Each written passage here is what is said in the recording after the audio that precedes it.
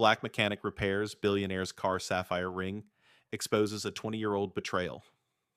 His Maserati was steaming in the middle of nowhere when she walked up black overalls, grease-stained hands, and a sapphire ring that stopped his heart cold.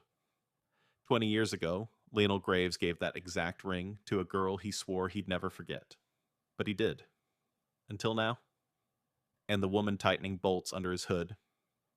She wasn't just a stranger with engine oil on her knuckles. She was the secret his billionaire empire was built to bury. And the truth on her finger was about to burn everything down. If you've ever been promised something and left waiting in silence, this story is for you. Hit subscribe because what starts as a broken car in the desert will explode into a 20-year cover-up, a stolen inheritance, and a mother locked away to keep one family's empire alive. And the woman they thought would stay forgotten? She's back with proof. Lionel Graves leaned heavily on the Maserati's door as the heat of the desert sun hammered against his skin.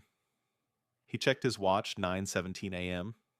In 45 minutes, he was to unveil Project Solstice to investors who could make or break his empire. Instead, the luxury car's engine hissed and died, leaving him stranded on an endless stretch of cracked asphalt and bleached sagebrush. His tailored navy suit, cut for boardrooms and private jets, offered no mercy under the merciless glare.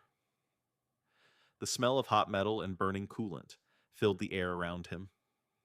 With a frustrated curse, Lionel popped the hood. Plumes of steam curled upward like the tendrils of a trap. His cellular signal had vanished with his engine's roar. His assistant's promise of roadside support was as hollow as the canyon that surrounded him. He was the youngest CEO in Solstice Technologies. History revered for his ruthlessness and brilliance. And right now, he was helpless. A battered pickup rumbled into view, its paint sun-faded, and underneath the engine rattling like loose gravel. A woman stepped out, her coveralls streaked with oil sleeves, rolled to reveal strong forearms.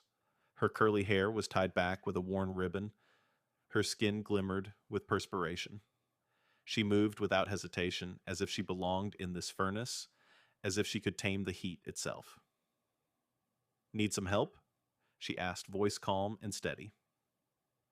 Lionel straightened, surprise mixing with skepticism. "I have a critical presentation in less than an hour," he said, lifting the hood again. "My assistant should be on the way, but there's no signal." Without waiting for an answer, she crouched beside the radiator, her gloved fingers dancing over unfamiliar components. She spoke in measured confidence. "Your cooling pump has a crack. I can jury-rig a fix to get you back on the road. It won't last for days, but you'll make your meeting." He hesitated, instincts telling him to refuse help from a stranger. But the desert had stripped him of every option. "If you can do it, please." As she worked, Lionel studied her, the precise way she coaxed the capillary tube back into place. The focused set of her jaw, the strength in her lean muscles. When she finally wiped her hands on a rag and closed the hood, he reached into his wallet, pulling out a crisp 20. She held out her hand, and that's when he saw it, an antique silver ring set with a small blue sapphire. Its filigree was delicate, almost forgotten by time, yet unmistakable, the same ring his mother had praised, the one he'd once slipped onto the finger of a little girl in the orphanage courtyard 20 years ago. His breath caught. Memories long buried under board meetings and quarterly forecasts flashed back, a promise whispered beneath a shady elm. The girl's bright eyes shining with hope, the weight of responsibility pressing on a 10-year-old's shoulders. "Where did you get that ring?" He managed voice, tighter than he intended. She paused, her fingers curling around the sapphire as if to protect it. "It belonged to my mother," she said softly, glancing back at him with eyes that bore his own shock. In that moment, two strangers stood alone on a desert road, connected by a token of the past and a secret too dangerous to ignore. He realized the afternoon would change his life, and hers forever. He climbed back into the Maserati, heart hammering as the engine roared to life. For a moment, He just sat there gripping the steering wheel, replaying the image of that sapphire ring glinting in the sun. 45 minutes ago, he'd been the golden boy of Solstice Technologies on the brink of the biggest deal of his life. Now, every confident step he'd taken felt like a lie. The desert highway stretched before him, heat waves dancing across the asphalt like ghostly dancers. He pushed down on the accelerator, not caring about the RPM gauge ticking red. Each mile took him farther from Raina's battered pickup, but also deeper into his own mind. He could still hear her voice. It belonged to my mother. 3 words that cracked open the vault of his memories. He remembered the orphanage courtyard, 20 years ago, a dusty playground, shaded by a single elm. He was 10 scrawny, too serious for his age, sleeves rolled up because he'd refused to wear donated clothes that smelled like strangers. She was there, a small girl with big eyes and a crooked grin, clutching a carved wooden bird. When she held out that bird, her smile had lit up the whole yard. He'd felt a spark of warmth he'd never known at home. Then the day his father had come, black suit tight smile, a hand on his shoulder that felt more like a claim than comfort. Son, he'd said, it's time to go. He'd looked back, and she'd been watching him, that same sapphire, glinting on her finger as if she knew he would vanish. He'd promised her he'd come back. He had to. He'd tucked the ring into his pocket, a secret talisman. But as the years went by, boardrooms, private jets, quarterly forecasts, the ring was lost in a drawer, and her face faded like a half-remembered dream. Now peeling out of that memory, he slammed the brakes. 20 minutes to his presentation. Investors weren't forgiving, but nothing felt important anymore. He swerved into a turnoff, heart rattling every bone in his chest. He wasn't going back to the city. He was going back to the workshop, to the woman wearing his past on her finger. He found the garage on the edge of Aurora City, faded sign, dusty windows, the same battered pickup in front. Nervous adrenaline burned through him as he stepped inside. Raina sat on a stool, arms folded, eyes fixed on him with a wary intensity. Her posture said, "Don't waste my time." "I need to talk," he said, voice rough. She didn't move. "About the ring." Her gaze flicked to his hands, then back to his face. She stood wiping grease on a rag, posture stiff. "You fixed my car," she replied, voice neutral. "What about the ring?"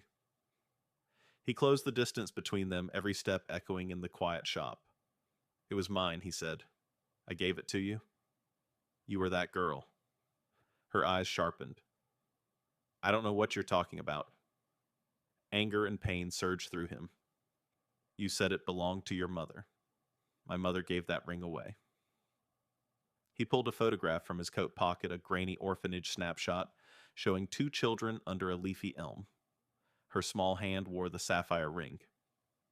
She stared at the photo, raw shock etching her features. She backed away, voice trembling.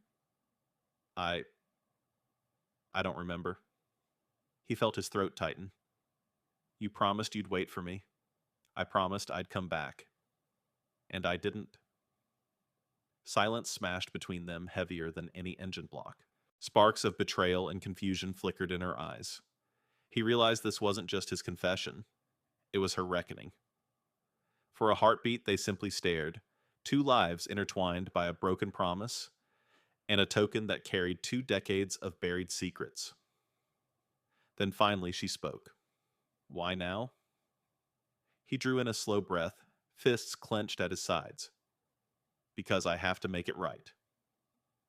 Lionel stepped through the open garage door, the afternoon light tracing the dust motes that danced around Raina's solitary figure.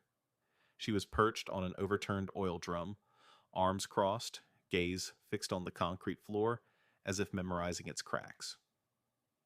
When she heard the engine's distant hum fade, she looked up, eyes guarded, folding him into suspicion and weary defiance. He stopped a few feet from her, heart pounding, as though he'd sprinted the desert road on foot. In his hand was a small carved wooden brooch, the very bird she'd given him 2 decades ago. Its paint was chipped, the wings slender and fragile beneath his fingers. "I've carried this with me all these years," he said, voice low, each syllable loaded with shame and longing. He extended the brooch, offering it back to her. You gave me this when we were 10? She blinked, jaw hitching as recognition rippled through her features. How did you even keep it? Her voice was rough, brittle, like a chain stretched too far. He swallowed. It was the only thing I refused to hand over to my father. I told him it was precious. He let me keep it. He hesitated, pain flickering across his eyes, until he decided he didn't want me anymore. Raina's shoulders stiffened. Memories surged of a scrawny boy, with eyes too old for his face, kneeling beside her on a dusty courtyard floor, clasping her small hand as they traded secrets beneath that elm tree. She remembered his promise. I'll come back for you, Rain. But she hadn't heard from him. Not a letter, not a call. Just silence. He promised, she whispered the words, barely audible. You promised to come back. Her voice cracked, the long-suppressed hurt seeping out. Lionel's throat tightened. He glanced toward the workbench where wrenches and sockets lay scattered. I tried, he said. I tried so many times, but every time I mentioned you, your name, my father shut it down. He said you were trouble, a reminder of my place in that orphanage. He said you'd hold me back. She laughed, then harsh and short, echoing off the corrugated metal walls. Trouble. You think I was the problem? She stood her frame, slender but defiant, and paced a slow circle around him. You walked away. You left me standing there with a ring I didn't understand. Waiting. I know, he said, voice trembling, and I've regretted it every day. He stepped closer. When I saw that ring under your glove, back on that roadside, I realized how deep the lie went. I thought I was doing right by my family, by them, but I destroyed the only connection to my real self. Her eyes glistened with unshed tears. Your real self? She repeated as though tasting the words. And what about my real self? You vanished, and I had to grow up without answers. No one from that place ever mentioned you again. He closed the gap between them. I'm sorry, he said, voice raw. I'm so sorry. He laid a tentative hand on her shoulder. I want to make it right. I want you to know that you weren't a mistake. You were the single brightest moment of my childhood. Her chest rose and fell with a shuddering breath. The lines around her eyes, etched by years of struggle, softened for a heartbeat. Then she shook her head, pulling out of his reach. Words she said bitterly. I've heard apologies before. He nodded, acceptance wounding him sharper than her rejection. Then let me prove it. He reached into his coat and extracted a thick envelope. These are documents. Property deeds, correspondence, proof that my father stole your family's land, falsified records, even faked your mother's death certificate to cover it up. I've already started an investigation. She froze, eyes widening as he slid the papers across the greasy workbench. You did this? She asked, voice trembling with a mixture of disbelief and hope. He offered a somber nod. I have to expose him. I won't let him destroy your family any longer. She stared at the top page, her mother's name embossed in the official seal of Graves Industries, marked deceased in cruel type. Her fingers trembled as she picked it up, tracing the letters as if they were burning her skin. Slowly she looked up. The defiance in her gaze had not vanished. It had stiffened into resolve. Then we do this together, she said, voice steadying. No more running. No more secrets. Lionel exhaled relief, coursing through him like cool water. Together, he agreed. In that dusty garage, two lives entwined by a broken promise found their purpose in a shared mission to bring down the man who built his empire on their pain and to reclaim the truth and the family they both deserved. The documents lay spread across the workbench like a dam about to break. Yellowed pages stamped with the Graves Industries seal correspondence between Donald Graves and county officials, and a forged death certificate declaring Amara Leora Reyna's mother dead more than 2 decades ago. Reyna's hand hovered over the top sheet, her knuckles white. This was the proof, the conspiracy that stole her childhood, that silenced her mother and stole the land beneath her feet. Lionel's pulse thundered in his ears as he flipped the first page. "This can't be real," he whispered, voice brittle. But every signature, every official stamp, every line of type told the same story his father had orchestrated: the fraudulent acquisition of the Leora family's property, manipulated court records, and then used influence and intimidation to bury the truth.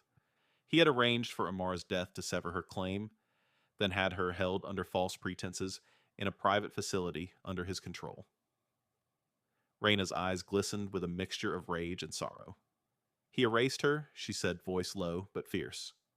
"He made her disappear so no one would question how he built his empire."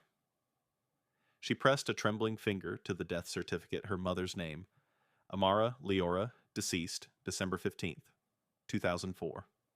A lie, crafted to cover a crime. Lionel closed his eyes, grief and guilt knotting in his chest. That night his father had toasted to a successful expansion, while Lionel accepted the accolades, oblivious to the cost. His gaze lifted to Raina. "I never knew," he choked out. "I never saw the signs." She snatched up another folder, pulling out a letter from a county clerk addressed to Donald Graves, warning of irregularities in the sale. Donald had responded, "All paperwork in order. Do not delay this lucrative transaction." Beneath it, a signed affidavit from a guardian claiming to act on behalf of Amara, as though someone who was supposedly dead still had representation. The cruelest part, Raina said through clenched teeth, is that he kept her alive, isolated, silenced, while he capitalized on her land's water reserve, the most valuable resource in the region. She slammed the folder shut. He turned her disappearance into profit. Lionel stood pacing, mind racing. Each page he had read was another brick in a foundation of lies. He hadn't just been complicit by ignorance, he had been the unwitting heir to a crime. But now, armed with these documents, he could choose justice over legacy. Overhead, a single light bulb flickered in the dusty workshop, casting long shadows that trembled like ghosts. Raina reached for his hand. "If we don't stop him, no one will," she said. "He's preparing to launch Solstice Ridge tomorrow, a gala unveiling. That's our chance." Lionel nodded, dignity and determination hardening his features. "We'll expose him in front of everyone. Investors, media, board members. We'll show the world the truth." He reached into his coat and produced a USB drive. "I've got digital copies of everything: transaction histories, emails, video surveillance logs from the private facility." Her breath caught. "You hacked his server." He offered a small, rueful smile. "I used my access. I couldn't stand by another day." Raina's shoulders relaxed slightly, relief mingling with resolve. "Then we move fast." They gathered the evidence paper folders, the USB drive, photographs of Amara's last known visit to her childhood home, and secured them in a satchel. The weight of the satchel felt like destiny in Raina's grip, a bridge between her stolen past and the justice she demanded. As they stepped out into the cooling desert dusk, the sun dipped below the horizon, bleeding crimson across the sky. It was a fitting backdrop for what lay ahead, a reckoning that would strip away the veneer of Graves Industries, a truth that could not be unlearned, and the beginning of a reckoning that would restore a family name torn apart by greed. This was their moment, an expose born from betrayal, carried on the shoulders of two people determined to unearth a buried legacy and bring a monster to heel. And when the next dawn broke over Solstice Ridge, nothing would ever be the same. Lionel studied the gala invitation under the dim light of the workshop's single bulb. Tomorrow night, Solstice Ridge would open with a lavish unveiling, crystal chandeliers, catered hors d'oeuvres, top investors, and a televised broadcast streamed live to millions. Donald Graves would stand center stage, basking in applause for the project of the century. But Lionel and Raina had other plans. They spent the evening mapping the sequence of events. First, they needed entry. Lionel's CEO credentials and Jasmine's status as honorary host guaranteed them VIP badges. He would introduce Raina as a special guest speaker, framing her as an industry innovator who had overcome adversity. No one would question why the black mechanic appeared beside him. They would be a power couple of redemption. Next, they had to ensure the evidence reached the audience. Lionel had already embedded a discrete flash drive in the presentation laptop hidden beneath a compartment in the podium. During his speech, he would trigger the file engineering schematics, water rights deeds, faked death certificates, and video interviews with county clerks and Amara herself. The live feed would cut to the screen behind him, irrefutable proof laid bare. Raina leaned over the blueprints strewn across the bench. "We need visual confirmation," she said. "Surveillance footage from the private facility where they held my mother. Emails from your father threatening the staff. A video, time-stamped over a decade ago, her voice calling for help." Lionel nodded. He lifted a sealed envelope stamped confidential containing the hard drive. "I've encrypted everything. Even his best IT team won't detect the packet until I upload it on stage. And Jasmine will stand by us. She's prepared to introduce our family story as a preamble." They planned their roles down to the second. At 8:05 p.m., Lionel would begin a glowing tribute to his father's vision, setting the emotional groundwork. At 8:10 p.m., he'd invite Raina to join him. She would step forward, summon the audience's empathy with a concise account of rebuilding her workshop from the ashes of abandonment. Then, at 8:15, he'd press enter, and the screen would flicker to life with documents that would shatter graves of lies. But execution required more than technology. They needed allies on the inside. Xavier had agreed to provide an escort, a retired security guard, Gino, who once worked at the facility and knew the guard rotations. Gino would disable select cameras in the backstage area, ensuring they could place the flash drive without raising suspicion. He'd slip into the control room disguised as an audiovisual technician. Meanwhile, Jasmine would coordinate with a trusted journalist, Marisol Vega, invited as press. Marisol's cameraman would record the entire exchange from a front row vantage point, capturing not only the documents on the screen, but also Donald Graves' reaction. That footage would stream simultaneously on independent news outlets, preventing any live feed blackout. Throughout the evening, tension crackled like static electricity. Raina double-checked her toolkit, a pen drive loaded with additional files, a hidden microphone clipped to her collar, and a small packet of notes to jog her memory if nerves took hold. Lionel rehearsed his speech in a quiet corner of the workshop, his voice taut with anticipation. Each phrase had to flow seamlessly, from praise to betrayal, guiding the audience's emotions from admiration to outrage. At midnight, they convened one last time, before fleeing to their safe house across town. Lionel's face was drawn, but determination burned in his eyes. "We expose him, and his empire collapses in real time," he whispered. "We give my mother back her name. We give you back your land, and we reclaim our family." Raina placed a hand over his. No turning back. When dawn broke, the desert horizon glowed pale gold. They dressed in suits tailored for the gala, sleek, understated masking the storm they carried beneath. As they drove toward the city, each mile tightened the knot in their stomachs. This was more than a confrontation. It was a reckoning. Their plan was laid out like a blueprint for justice, every detail calibrated to shatter the illusion of Graves Industries. In less than 24 hours, the world would see the truth, raw, unfiltered, and devastating. And Lionel and Raina would stand together in the spotlight, ready to reveal a legacy of greed built atop the ruins of a stolen childhood. ChatGPT Gen Noi. The ballroom glittered with crystal chandeliers, its marble floors reflecting the soft glow of 100 candles. Investors in tuxedos and gowns murmured in anticipation as Donald Graves took the stage, smiling with the practiced confidence of a man who believed his empire was unassailable. A live feed beamed the scene to millions, the unveiling of Solstice Ridge, the crown jewel of Graves Industries. Lionel stepped up to the podium, voice steady as he began his introduction. He spoke of his father's vision, the decades of sacrifice, and ambition that had turned a small water utility into a business titan. The audience leaned forward, enamored by the narrative of progress and innovation. Then Lionel's tone shifted a subtle tremor, betraying the storm to come. Tonight, we celebrate a legacy, he said, but also confront a truth long buried. His hand hovered over the laptop's keyboard. On the giant screen behind him, the words, "Confidential documents," flashed in stark black and red. Gasps rippled through the crowd. "Please welcome my guest." Lionel continued, voice resolute, as he gestured to Raina.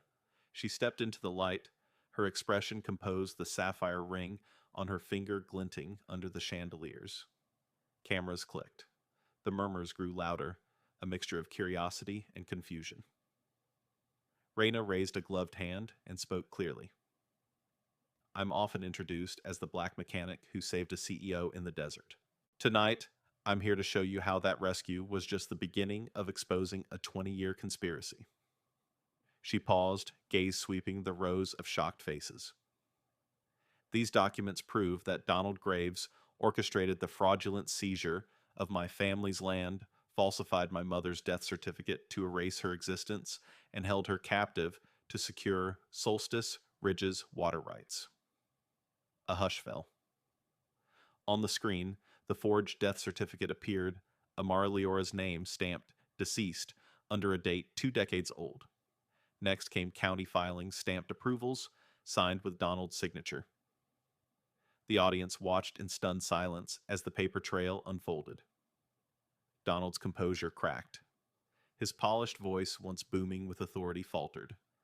He stepped forward, hand trembling, as he reached for the microphone. "This is preposterous," he stammered. "I have nothing to apologize for." But his denial was undermined by the next set of images, surveillance stills showing security guards delivering a bound and disoriented woman into a private facility, her wrists bruised. The timestamp over the images read April 3rd, 2005. Raina's voice dropped to steel. "That woman is my mother. You declared her dead, then imprisoned her so no one would question the transfer of our land." The wedding photographer's flashbulbs popped as she revealed a final bombshell. A birth certificate for Lionel, naming Amara Leora as his mother, proof that Lionel and Raina share blood. Lionel's face drained of color. He took the microphone, stepping closer to his father. "You stole more than land," he said, voice heavy with betrayal. "You stole our family." He held up the USB drive. "I recorded our exchange live and uploaded it to every major news outlet 5 minutes ago. This will be streamed continuously." For the first time, Donald Graves looked vulnerable. His sculpted jaw, slackened eyes, flicking between his son and the audience of his peers. He opened his mouth, then closed it, unable to find words. A single damning question echoed through the hall, spoken quietly, but with seismic impact. "Why did you lock her away?" Silence reigned. Then, in a voice barely audible over the thunder of his father's shock, Lionel said, "Because you built your empire on our suffering." And in that moment, the shimmering facade of Graves Industries shattered. The patriarch's power wavered as every camera lens, every phone recording, and every eyewitness bore witness to a revelation that would destroy an empire and restore a stolen family. A hush fell over the grand ballroom as Jasmine Wells Lanell's fiancée swept through the crowd with a sheaf of documents clutched in her hand. Her heels clicked on the marble floor, drawing every eye. Lionel's pulse thundered in his ears. He hadn't expected her to appear so soon. She mounted the stage with resolve, eyes locked on Donald Graves. "I believe you'll want to see these," she said, her voice carrying across the stunned silence. She laid out a bundle of legal papers, notarized adoption records, amended birth certificates, and a sealed affidavit from a former orphanage administrator. Each bore the signatures of Donald Graves, himself forged to disguise the truth. Lionel stepped forward, his jaw clenched. "These prove everything," Jasmine continued. "Not only did you steal my future husband's family land and imprison his mother, you also orchestrated his adoption to replace your own lost son." She pointed to the first record, a birth certificate naming Amara Leora as Lionel's mother. The audience gasped as the camera zoomed in on the official seal, City of Aurora Department of Vital Records. Raina's breath caught. She stared at the papers, her world fracturing and reassembling in a single heartbeat. He's my brother, she whispered, the words coming out as breathless as a confession. Lionel's face grew pale. He reached out trembling to touch the embossed lettering on the affidavit. My mother, he said, voice hollow. She didn't just belong to you, Raina. She was mine too. At that moment, the doors at the rear of the ballroom swung open, and Amara Leora stepped into the light. Silence deepened into reverence as she approached the podium, her once vibrant frame now gaunt but dignified. The sapphire ring on her finger caught the chandelier's glow, flashing memories of a little girl waiting under an elm tree. My children. Amara's voice was soft, yet carried through every corner of the room. I never abandoned you. I was taken silenced and hidden away so this man could seize our home and then erase your existence. She gestured at Donald Graves, whose face had drained of color. I signed no papers. I had no chance to fight. And yet, here you stand together because the truth will always find its way home. Tears welled in Raina's eyes as she took her mother's hand. Lionel moved beside them, the weight of his heritage settling on his shoulders. Reporters snapped photos. Investors shifted in their seats, their previous admiration replaced by shock and outrage. Donald Graves opened his mouth as if to speak, but no words came. The empire he had built on lies and fractured families stood in ruins. His once commanding presence was reduced to a man caught in the glare of his own deception. Jasmine stepped forward, her gaze unwavering. My own family's merger with Graves Industries was supposed to unite two legacies, she said. Instead, it nearly buried the greatest legacy of all the truth about who these two are siblings, born of love, ripped apart by greed. Lionel raised his voice so that every guest could hear. I reject the name Graves, he declared. I reclaim the name Leora, as does my sister. We will restore our family's honor and return what was stolen. A murmur of approval swept the room.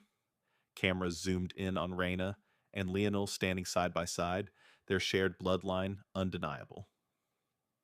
Jasmine held out her arm for Lionel to take, while Amara wrapped Raina in a gentle embrace. In that moment, under glittering chandeliers and before the world's eyes, a family torn apart by betrayal was made whole again. The empire of lies crumbled at their feet, and from its ashes rose a new legacy, one built on truth, justice, and the unbreakable bond between siblings. When the last photograph was snapped and the cameras finally lowered their lenses, the world watched in stunned silence as Graves Industries, the empire Donald Graves had spent a lifetime building, crumbled in real time. Within hours, federal agents in crisp black suits arrived at the Graves family estate, carrying sealed indictments for fraud, kidnapping, and document forgery. Donald Graves was led away in handcuffs, his tailored suit rumpled, his once commanding presence reduced to a shamefaced figure, shuffling between agents. The headlines the next morning burned across screens. Worldwide, Graves' empire topples billionaire.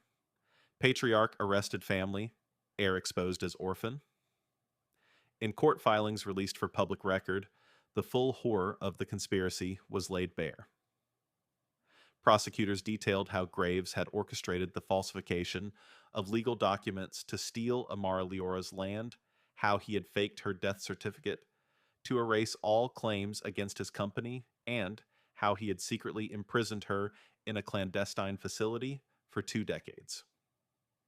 Each charge carried maximum sentences up to 20 years for kidnapping and fraudulent imprisonment, another 20 for forgery and conspiracy to commit fraud. Meanwhile, state land records were amended. The Leora family property, once subsumed into the Solstice Ridge development, was returned immediately to custody of the Olivia Foundation, established by Lionel and Raina to manage the land as an environmental reserve. Over 1,000 acres of water-rich valley were set aside for public use, wildlife conservation, and sustainable agriculture. The first board meeting convened under a banner that read, "From Injustice to Renewal."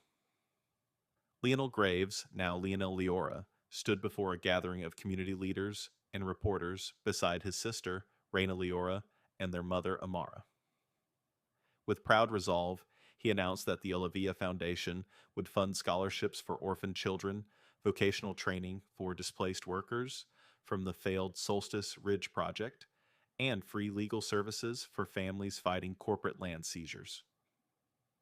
Reina, her hands still bearing the faint grease stains of her mechanic's days, addressed the audience with fierce compassion. This valley was our home, it was taken by greed. Today, we reclaim not just land, but our dignity. We turn the mistakes of one man into opportunities for hundreds. Her voice carried the weight of her journey from desert roadside mechanic to co-founder of a philanthropic foundation. Amara Leora, the woman once declared dead, spoke last. Her voice was gentle but firm. I lost 20 years of my children's lives. I lost my name and my freedom. But today, I reclaim my place as mother, as guardian of this land, and as witness to what truth can accomplish. I forgive, but I do not forget justice has been served. Across the corporate world, boardrooms that once fell silent at the graves, name erupted with discussions about ethical oversight, transparent governance, and the human cost of unchecked ambition. Solstice Technologies' stock plummeted as investors fled. New shareholders demanded seats on the board to enforce human rights-based policies. Major news networks ran continuous analyses, legal experts debating the precedent set by the case activists, celebrating a rare victory for the powerless, and commentators marveling at how a single sapphire ring had ignited a revolution of accountability. In the small workshop on the town's edge, Reina and Lionel installed their first piece of public art, a metal sculpture depicting two intertwined rings, one sapphire and one wooden bird, symbolizing the bond that had survived betrayal and injustice. Underneath a plaque read, "Truth is the strongest force even against the mightiest empire." As evening settled over the valley, families picnicked by the restored creek, children splashed in clear water once hoarded for profit, and local artisans sold crafts in the renovated community center. The air was alive with laughter and possibility. And somewhere in a private meeting room, lawyers drafted the final terms of a plea agreement. Donald Graves would serve his sentence, pay restitution, and forfeit the remainder of his assets to the Olivia Foundation. It was a deal born from a moment of reckoning, a testament to how even the most elaborate conspiracies can unravel when ordinary people choose to confront the truth. This was justice, not merely punishment of a powerful man, but the restoration of a family, the healing of a community, and the reminder that no dynasty, however opulent, can stand against the unshakable force of truth resurfacing at the right moment. The story we've witnessed tonight holds a mirror to the darkest corners of human ambition and shows us how fragile power can be when built on lies. Donald Graves believed his wealth and influence would shield him from every consequence. Instead, a single ring, an heirloom of love and promise, became the catalyst that exposed decades of fraud, kidnapping, and betrayal. There's a lesson here for all of us. No matter how high you climb, you cannot outrun the truth. Wealth may buy luxury cars and grand estates, but it cannot purchase a clear conscience or reclaim the years stolen from the innocent. Reina and Lionel remind us that courage isn't measured by titles or bank balances. It's measured by the willingness to stand up and demand accountability, even when the odds are stacked against you. We learn, too, that family is not defined by names on birth certificates or the walls of mansions. It's defined by shared history, loyalty, and the bonds that survive every attempt to sever them. Reina's decision to face her oppressor and Lionel's choice to reject his adoptive legacy show us that reclaiming our identity sometimes requires confronting the very people we once trusted most.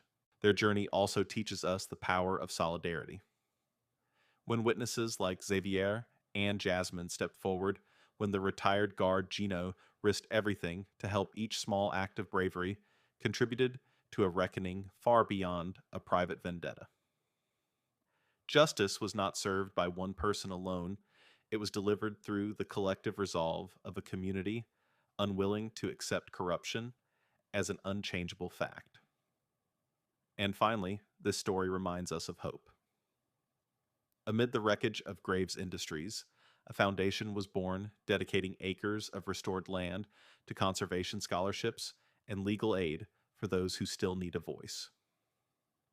From injustice came renewal, proving that the worst abuses can give rise to the most transformational change, if only we dare to confront the lies and choose truth. If this saga of stolen land, broken promises, and ultimate vindication moved, you remember that similar injustices play out every day, often hidden behind boardroom doors and legal loopholes. You have the power to listen, to speak up, and to support those who fight to reclaim what was taken from them. Share this video with someone who believes in standing up for what's right, because awareness is the first step toward change.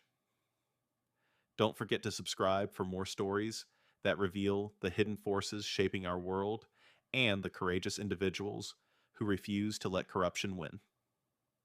Hit the like button if you believe that truth, no matter how deeply buried, will always find its way to the surface. And leave a comment below telling us, what would you risk to expose a lie powerful enough to topple an empire? Thank you for watching. Stay vigilant, stay compassionate, and remember, even the mightiest empire can fall when ordinary people decide that justice matters more than profit.